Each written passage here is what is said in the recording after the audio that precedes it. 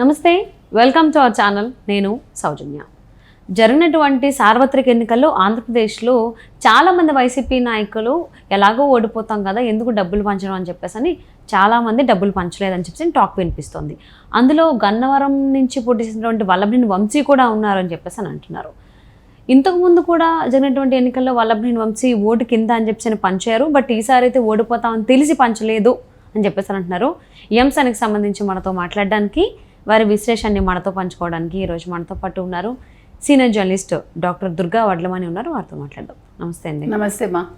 వల్లభనేని వంశీ గన్నవరం నుంచి పోటీ చేశారు వైసీపీ నుంచి, కానీ ఈసారి ఎన్నికల్లో వైసీపీ నుంచి వల్లభనేని వంశీ కాకుండా చాలామంది వైసీపీ నాయకులు ఎలాగో ఓడిపోతాం కదా, ఓడిపోయేదానికి ఎందుకు డబ్బులు ఖర్చు పెట్టడం అని చెప్పేసి అని ఎవరు డబ్బులు పంచలేదు, మ్యాక్సిమం కొంతమందే పంచారు అని చెప్పేసి అని టాక్ వినిపిస్తోంది. వల్లభనేని వంశీ కూడా పంచలేదు అని చెప్పేసి అని అంటున్నారు. దీనిపైన మీ అభిప్రాయం ఏంటి? ఈసారి వల్లభనేని వంశీ అనే కాదు, మొత్తం వైసీపీ క్యాడర్లో చాలామంది డబ్బులు పంచలేదు. ఎలాగా ఓడిపోతాము, ఈ వచ్చిన డబ్బులు మనం ఉంచుకుందాము, అప్పులు పాలవడం ఎందుకు, ఎలాగ పార్టీ కొంత ఇచ్చింది. మీకు గుర్తుంటే లైట్లు ఆపేసి రాత్రి పంచారు కదా, అన్ని నియోజకవర్గాలకి 20 కోట్లు పంపించారు వైసీపీ వాళ్ళు. మనం మాట్లాడాం కూడా. సో ఒక 50,000 దాకా వచ్చింది. ఓ 10 కోట్లు విరాళాలు వచ్చాయి ఈ వంశీకి. అయితే మనం గత చరిత్ర చూసుకుంటే 1955 నుంచి ఈ నియోజకవర్గం ఉంది పి గన్నవరం. ఆ గన్నవరంలో పుచ్చలపల్లి సుందర ఇలాంటి మహామహులు నిల్చున్నారు. ఆయన ఏమి డబ్బు ఖర్చు పెట్టలే, ప్రజలు ఆయనకు విరాళాలు ఇచ్చి నిల్చోబెట్టారు. అటువంటి గొప్ప వ్యక్తి 3 సార్లు ఆయన నియోజకవర్గం నుంచి ఆయన ఎంపికయ్యారు. భారీ మెజార్టీ తోటి ఆయన చక్కటి పరిపాలన అందించారు. ఆ తర్వాత చాలామంది వచ్చారు. 2014 నుంచి వల్లభనేని వంశీ తెలుగుదేశం తరఫున నిల్చున్నారు. తెలుగుదేశం తరఫున నిలిచినప్పుడు ఫస్ట్ అప్పట్లో ఆయన ఓటుకి 700 ఇచ్చాడని, అంతకుముందు ఫస్ట్ 1999లో 500 రూపాయలు ఒక ఆయన శివరామకృష్ణ గారు ఎవరో ఇచ్చారు. అది ఫస్ట్ టైం జరిగింది అది. ఆ తర్వాత 2014లో వల్లభనేని వంశీ సుమారుగా 700 ఇచ్చినట్టున్నాడు ఓటుకి. అప్పుడు అపోజిషన్ వాళ్ళు 500 ఇచ్చారు. 2019లో అది కొంచెం పెరిగింది ఆ ఓటుకి ఇచ్చే డబ్బులు. అయితే మీకు తెలుసు 2019లో వల్లభనేని వంశీ ఒక 900 చిల్లర ఓట్లతో నెగ్గి ఆయన కొడాలి నాని మాట విని వైసీపీలోకి వచ్చేసాడు. ఆయన వచ్చిన దగ్గర నుంచి ఆయన రూట్ మారింది, మాట మారింది, అన్నీ మారాయి. ఆ మారిన మాట ఎంతవరకు వచ్చిందంటే అసెంబ్లీ సాక్షిగా భువనేశ్వర్ గారిని చాలా తప్పుడు మాటలు మాట్లాడాడు. చంద్రబాబు నాయుడు గారిని ఏడిపించాడు, ఆయన కంటనీరు పెట్టుకున్నారు. సో దానికి ప్రతిఫలంగా ఈరోజు ఈయన ఎవరెవరినైతే ఇబ్బంది పెట్టాడో నియోజకవర్గంలో, ఎందుకంటే వీళ్ళు కొండలు గుట్టలు అన్నీ దోచేసుకున్నారు కదా, అన్నీ ఎక్కడికక్కడ తవ్వకాలు అయిపోయి డబ్బులు సంపాదించుకుని కూడా వీళ్ళు ఈరోజు ఓటుకి డబ్బులు ఇవ్వలేదు. అది పక్కన పెడితే అసలు నియోజకవర్గంలో చాలా అరాచకాలు చేశాడు ఆయన. అసలు తెలుగుదేశం వాళ్ళని ఎన్ని మాటలు అన్నాడో, అలా మాటలన్న వాళ్ళని కూడా బతిమాలి తన దగ్గర తెచ్చుకున్నాడు, కానీ ఎవరు ఈయనకి సహకరించలే. ఇంకొక విషయం ఏంటంటే ఈసారి ఓటుకి ఏం చేశాడంటే ప్రతిపక్షం వాళ్ళు అంటే తెలుగుదేశం వాళ్ళు 3,000 ఇచ్చారు ఓటుకి, ఈయన 1,500 కూడా ఇవ్వాల, 1,000 రూపాయలు కూడా ఇచ్చాడో లేదో, ఎందుకులే ఇవ్వడం, ఎలాగో ఓడిపోతాం అనే ఒక దీనికి వచ్చేసాడు ఆయన. ఇంకొక విషయం ఏమైందంటే ఈయన క్యాడర్ ఎవరైతే ఉన్నారో వైసీపీ నుంచి కార్యకర్తలు కావచ్చు, క్యాడర్ కావచ్చు, అందరూ కూడా తెలుగుదేశానికి వెళ్ళిపోయారు. ఎంత ఆపుదామన్నా ఎవడూ ఆగల. ఎందుకు ఆగుతారు? మనిషికి ఏదైనా కూడా నాలుక సరిగా ఉండాలి, నీ మాట సరిగా ఉండాలి. మాటే మంచి, మాటే చెడు మనిషికి. ఈయనకి అహంకారం తలకెక్కి వీళ్ళందరికీ వైసీపీ వాళ్ళు ఎలా తయారయ్యారంటే బూతులు మాట్లాడటమే గొప్ప అనుకున్నారు. మీకు గుర్తుంటే ఇవాళ అతను ఎవరు, పంచప్రభాకర్ అన్నవాడు ఇవాళ ఒక చిన్న వీడియో రిలీజ్ చేశాడు. నేను తెలుసో తెలియకో ఏదైనా తప్పుగా మాట్లాడి ఉంటే నన్ను క్షమించండి అంటూ ఒక వీడియో పెట్టాడు.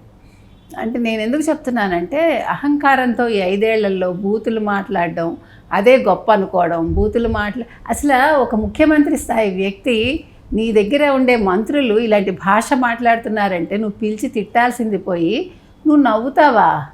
అసలు నవ్వుతాడు, ఒక వెకిల్ నవ్వుతాడు. మీరు గమనిస్తే ముఖ్యమంత్రి అన్న స్థాయి వ్యక్తి, అసలు ప్రజలు ఎలా హర్షించారు ఈ వ్యక్తిని, ఈ బూతులేంటి, అసలు ఆంధ్రప్రదేశ్ అంటే ఇంత దిగజారుడుగా ఉందా అని అసలు జనాలు కూడా నవ్వుకుని మొత్తం మనం దేశం అంతా కూడా ఆంధ్రప్రదేశ్ని చూసి నవ్వే స్థాయికి ఈ రాష్ట్ర మంత్రులు కావచ్చు, ముఖ్యమంత్రి కావచ్చు తీసుకొచ్చారు ఈ రాష్ట్రాన్ని.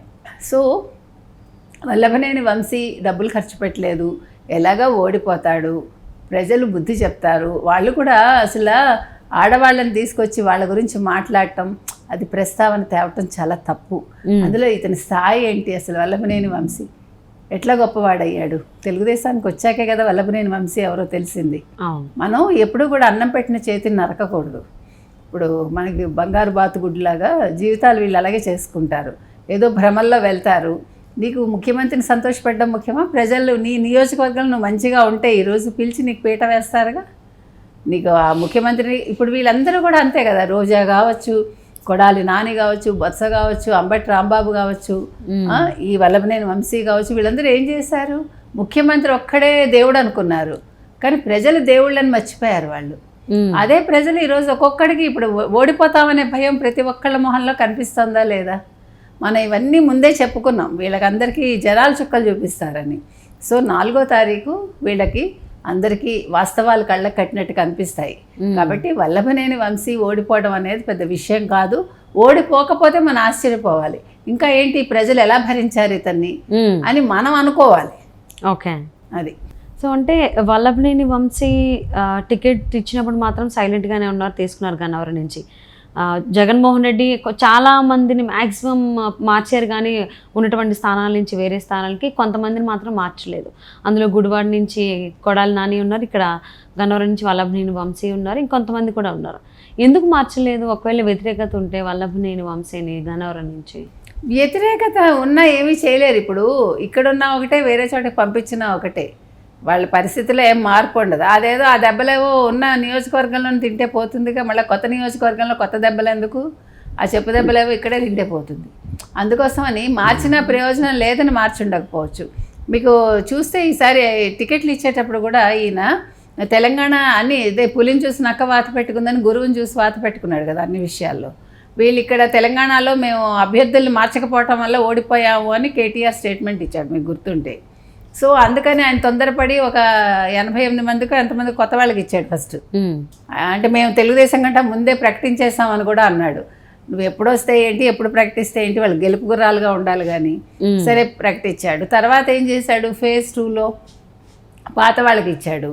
పాత వాళ్ళలో కూడా మీరు చెప్పినట్టుగా నియోజకవర్గాలు మార్చాడు. అట్లా విడదల రజని కొంతమంది మారారు కదా, వాళ్ళు గొడవలు కూడా పెట్టారు మాకొద్దని.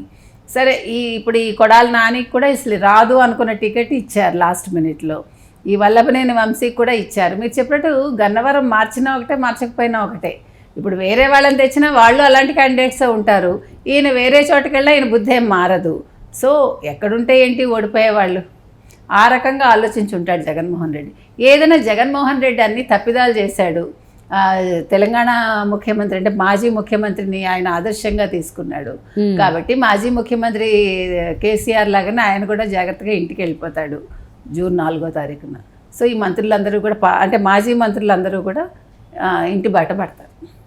సో మరి వల్లభనేని వంశీ అయితే ఓడిపోతారని ముందే మెంటలీ సిద్ధమైపోయారు.